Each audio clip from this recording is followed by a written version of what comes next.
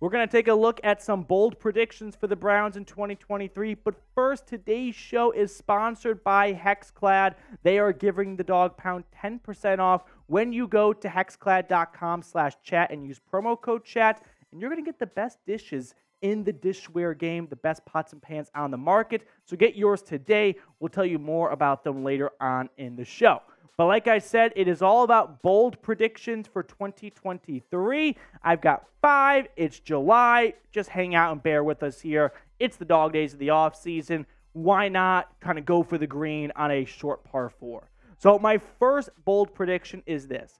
Deshaun Watson throws 34 touchdowns. Now, I picked the number 34 deliberately because that would be a career high for Watson in a season. So more or less a career year for Deshaun Watson.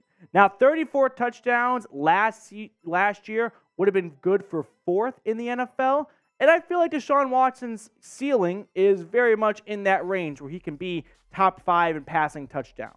I mean, after all, he was the NFL passing leader not too long ago. So I think 34 touchdowns is not out of reach for someone like Watson.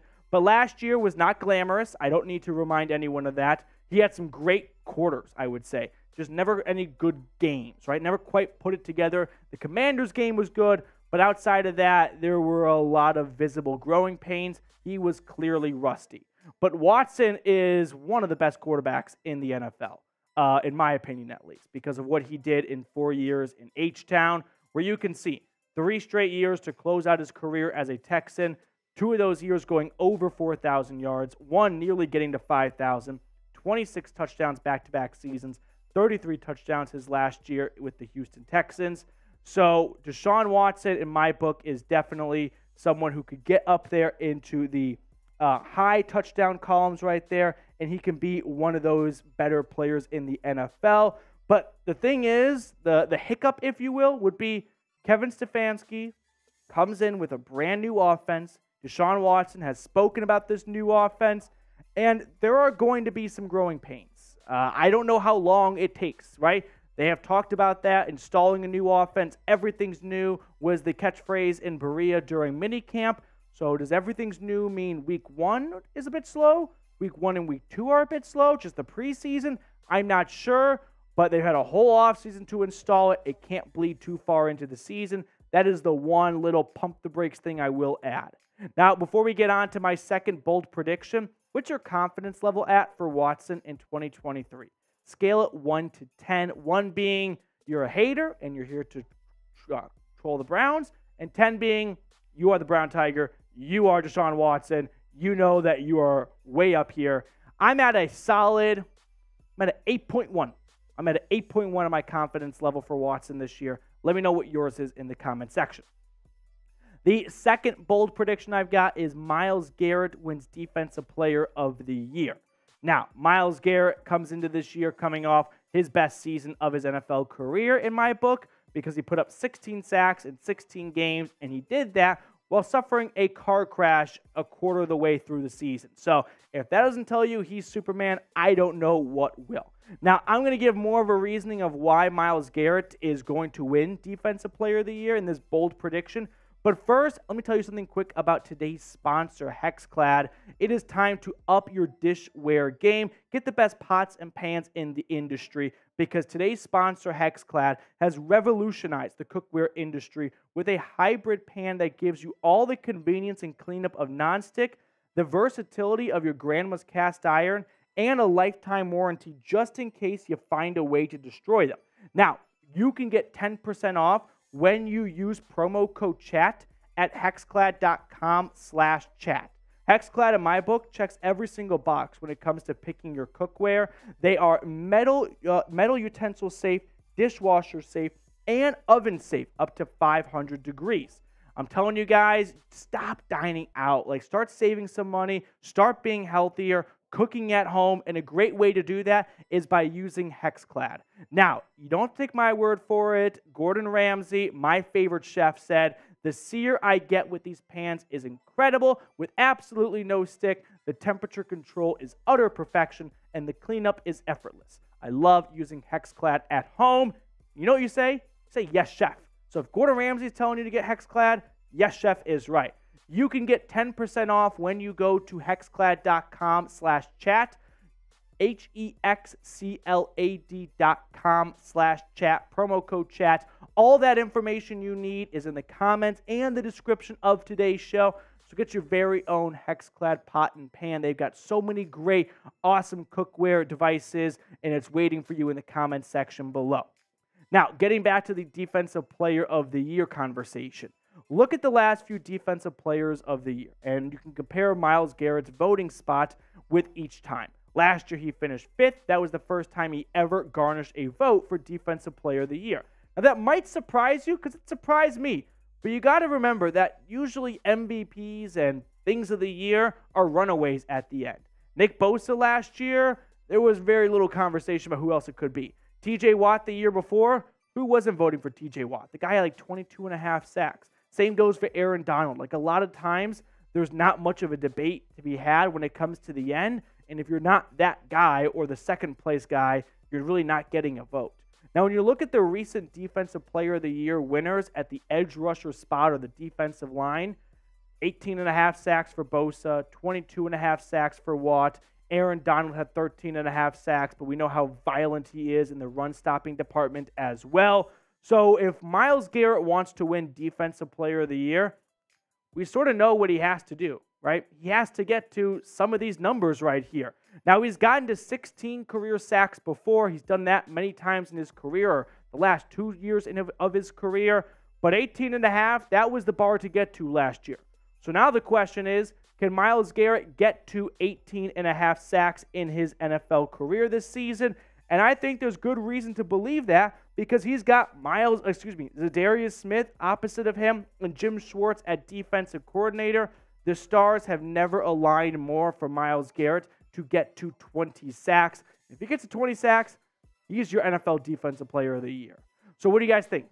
Will Mr. Myles Garrett, number 95, ever win Defensive Player of the Year? 1 for yes or 0 for no. Typing 1 for yes, because I think he's going to get 1 Defensive Player of the Year in his NFL career. Third bold prediction is Nick Chubb wins the rushing title. I think this one is probably the boldest of the bunch, just because it's hard to win the rushing title as you get a little bit older in your career, unless your name is Derrick Henry. But last year, Nick Chubb, 302 carries, 1,500 yards, has never gone below 5 yards a carry in his NFL career, and 12 touchdowns. Now, the key to winning a rushing title is not being a good running back. That has nothing to do with it. It's just lots of carries. If you want to win the rushing title, you have to be force-fed the football.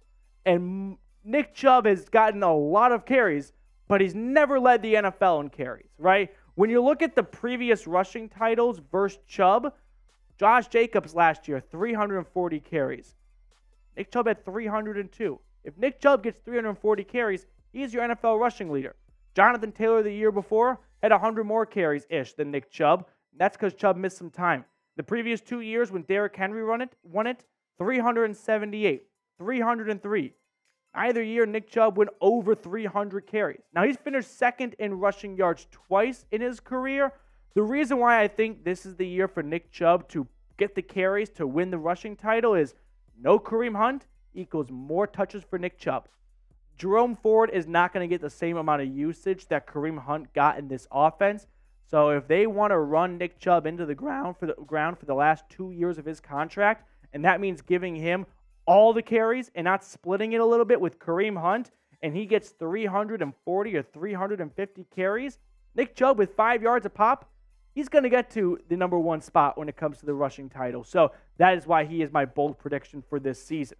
Now, I just want to give Nick Chubb some love because he's criminally underappreciated, undervalued, under-talked about, whatever you want to say. Outside of Cleveland, there's just not enough attention on number 24, which I'm sure he likes it that way because he's always been a soft-spoken guy. But let's show the guy some love. Let him know the Dog Pound has his back by liking today's video. My fourth bold prediction is that the Browns win the AFC North. Now, before you just call me a homer, I have reason to believe that. And that is history's on one of 3 team side. So at minimum, the Browns have a 33% chance of winning the division if history alone strikes again. Allow me to illustrate. Look at the AFC North winners since the inception of the division in 2002. A lot of Steelers, a lot of Ravens, some Bengals mixed in, no surprise, okay? We keep moving on in the history books here. Okay, the Ravens won back-to-back years. The Bengals kind of hopped in a little bit there. The Steelers got 2 out of 3 there, or 2 out of, yeah. Oh, one back-to-back actually in 2016 and 2017. Interesting, okay. Well, fast forward a little bit, get closer to present day. The Ravens won back-to-back in 2018 and 2019. The Steelers broke it up. The Bengals won the last 2 years. You probably know where I'm going with this by now. No team has won the division 3 straight years.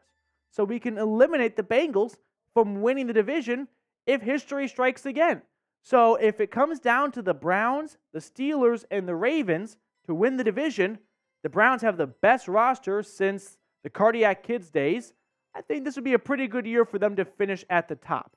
And you parlay that with the worst to first thing, which is every single year it feels like a team goes from worst to first, from their bottom of the division to the top of the division, and the Browns make a lot of sense. I don't think it's going to be the Jets because I'm just not a believer in Aaron Rodgers working out in New York. Won't be the Texans. The Chiefs have the AFC West by a stranglehold. Not going to be the Commanders. I think the Bears have a good chance because the NFC North is so mid. It's just everyone's average, it feels like, going into this year. The NFC South is definitely wide open. I think that's the worst division in football, so it could be Atlanta. Not going to be the Cardinals with Colt McCoy starting for half the year. And like I said, this is not going to be the first instance of a team going from worst to first. Last year, the Jags did it. The season prior was the Bengals when they went on their deep run. Before that, the Eagles. Did not happen in 2019, but in 2018, Deshaun Watson did it with the Houston Texans. And then it was the Jags, that 2017 run where they were 1 quarter away from going to the Super Bowl. So for that reason, as a student of history, I'm a believer in history repeating itself. The Bengals will not win 3 times in a row. Has not been done despite some juggernaut teams in this division over the last 20 years. The Browns, worst to first, and the 2-year run for Cincinnati, the stars are aligning. My 5th and final bold prediction is that the Browns go to the AFC Championship game. I'm not going to go all the way to say that they're going to go to the Super Bowl in year 1, although we have seen some teams kind of out of nowhere go to the Super Bowl, right? Last year, the Eagles were a playoff team the year before that, but they were not favorites to win the NFC or anything close to that.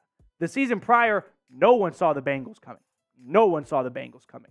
Before that, I would say the Browns were the unexpected playoff run, right? They knocked off Pittsburgh on the road. The Super Bowl, the AFC and NFC Championship game was a bit chalky, so not a prime Super Bowl run Cinderella team that year, but they got all the way to the divisional round, and if not for Matt frickin' Moore, who knows?